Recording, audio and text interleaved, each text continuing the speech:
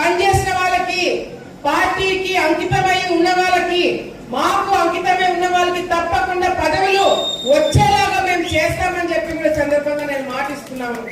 ఉదాహరణ శ్రీకాంత్ అన్ననే. శ్రీకాంత్ అన్న పార్టీకి కానీ కుటుంబానికి కానీ చాలా వరకు ఫస్ట్ నుంచి అండగా ఉన్నాడు.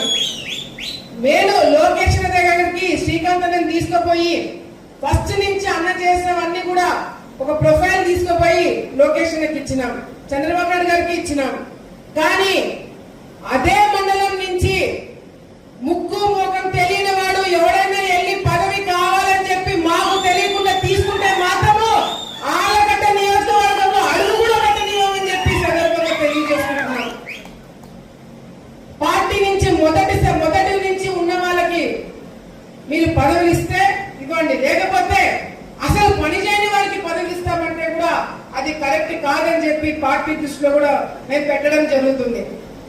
అట్లా చాలా మంది ఉన్నారు.